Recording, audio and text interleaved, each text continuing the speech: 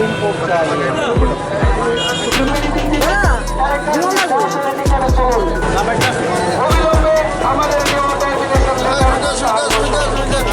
আমাদের এই ডেপুটেশন সুশৃঙ্খলভাবে দিতে চান। ত্রিপুরা সরকারি 10,323 অ্যাডক ব্যয় শিক্ষক কর্মচারী সংগঠনের পক্ষ থেকে আমাদের 5 দফা দাবি আদায়ের ভিত্তিতে শিক্ষা অধিকর্তার একটা ডেপুটেশন দিতে যাচ্ছি। আমরা এই ডেপুটেশন আমরা 5 দফা দাবি আদায়ের লক্ষ্যে, আপনারা সবাই জানেন 2017 সালে যে হাইকোর্টের রায়ে আমাদের চাকরিচ্যুত হয়েছে এবং 2014 সাল হাইকোর্টে 14 সালে এবং 2017 সালে আমরা আমাদের যে অ্যাডক করা হয়েছে সুপ্রিম কোর্টের রায় পরিপ্রেক্ষিতে, তাই আমরা আজ থেকে আমরা এই রায়ের পরিপ্রেক্ষিতে আমরা মর্মাহত, কারণ আমাদের কোনো ভুল ছিল না। 10,323 শিক্ষক শিক্ষিকাদের সরকারের ভুল ছিল। সেই বামপন্থী সরকার আমল থেকেই তারা আমাদের সাথে প্রতারণা করেছেন। তারই পরিপ্রেক্ষিতে বামপন্থী সরকারকে আমরা এই রাজ্যে উচ্ছেদ করেছি। তাই আমরা সার্বিকভাবে সবাই মিলে আমরা জনগণ এবং 10,300 শিক্ষক শিক্ষিকা এবং কর্মচারী বন্ধু সবাই মিলে সিদ্ধান্ত নেই এই রাষ্ট্রপতি সরকারকে, যেহেতু আমাদের ভীষণ ডকুমেন্টে আমাদের রেখেছেন আমাদের 10,300 চাকরি একটা সুরাহা করবেন, সেই পরিপ্রেক্ষিতে আমরা আজও এই রাষ্ট্রপতি সরকার উপর আমরা বিশ্বাস আছে। তাই আমরা আজকে যে 5 দফা দাবি আদায় ভিত্তিতে শিক্ষা অধিকারের কাছে আমরা ডেপুটেশন দিতে যাচ্ছি। এই 5 দফা দাবিগুলো হলো, প্রথম দাবি অতি সত্ত্বে আমাদের চাকরি সুনিশ্চিত প্রদান করতে হবে।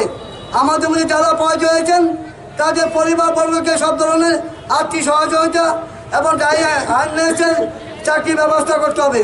অবিলম্বে আমাদের টার্মিনেশন লেটার প্রত্যাহার করতে হবে। ভ্যালিডেশন অ্যাক্টের মাধ্যমে চাকরি সুনিশ্চিত করতে হবে। 2003 সালে সংশোধিত নিয়োগ নীতি অনুযায়ী শিক্ষা দপ্তরে নিয়োগপ্রাপ্ত 2014 সাল পর্যন্ত কাজে একক করা হয়েছে এবং কিসের ভিত্তিতে করা হয়েছে এই বিষয়ে শিক্ষা দপ্তরকে স্পষ্টীকরণ দিতে হবে। তো আমরা জানি আমরা নির্দোষ, তারই পরিপ্রেক্ষিতে আমরা শিক্ষা দপ্তরের কাছে আমরা ওনার কাছে এই দাবি নিয়ে যাব। কেন আমাদের একক করা হলো? 2000 যদি সুপ্রিম কোর্টের রায় অনুসারে 2003 সাল থেকে সমস্ত শিক্ষককে একক করা উচিত ছিল, কিন্তু কেন করা হয়নি তারই পরিপ্রেক্ষিতে আমরা একটা জবাবদাহি করবো অধিকর্তার কাছে। তাই আমরা আত্মবিশ্বাস বর্তমান সরকারের কাছে আমরা বিভিন্ন দপ্তর অধিকারী, শিক্ষামন্ত্রী এবং আমাদের রাজ্যে সর্বভারতীয় যে ভারতীয় জনতা পার্টি রাজ্য সভাপতি ওনার কাছে আমরা আলোচনা বসেছি, যাতে সুপ্রিম কোর্ট আগামী 16 থেকে আমাদের একটা হিয়ারিং ডেট আছে, সেই ডেটে সরকারকে নোটিশ করা হয়েছে যাতে সরকার বামপন্থী সরকারের মতো আমাদের প্রতারণা না করেন। যেহেতু ভীষণ ডকুমেন্টে রাখিয়েছেন রাষ্ট্রপতি সরকার, তারই পরিপ্রেক্ষিতে আমি ওনাকে অনুরোধ করেছি যাতে 10,323 শিক্ষকের পরিবার যাতে জলাঞ্জলি যেতে না হয় এবং আত্মহত্যা যাতে আর না করে, তারই পরিপ্রেক্ষিতে আমাদের পাশে দাঁড়ানোর জন্য আমাদের সার্বিকভাবে আইনের মাধ্যমে সহযোগিতা করতে হবে। কারণ আমরা ছিলাম নির্দোষ। তাই আমরা বারবার এই রাষ্ট্রপতি সরকার বলেছি, আপনারা যদি আমাদের বামপন্থী সরকারের মতন প্রতারণা করেন, আমরা তাই 16 তারিখ অপেক্ষা রয়েছি। তারই পরিপ্রেক্ষিতে দেখবো আমরা এই রাষ্ট্রপতি সরকার 16 তারিখ আমাদের 10,300 পরিবার আছে কি পাশে আছে কিনা সেটা আমরা প্রমাণ করতে চাই। তাই এই দাবি নিয়ে আসছে আমাদের এই ডেপুটেশন।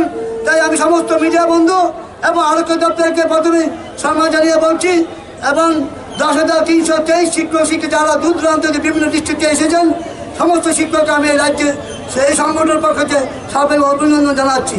তাই আমি আজ থেকে আমাদের সংগ্রাম শুরু হচ্ছে। আগামী আমরা মার্চ মাসের মধ্যে আমরা গণঅবস্থান করতে যাচ্ছি।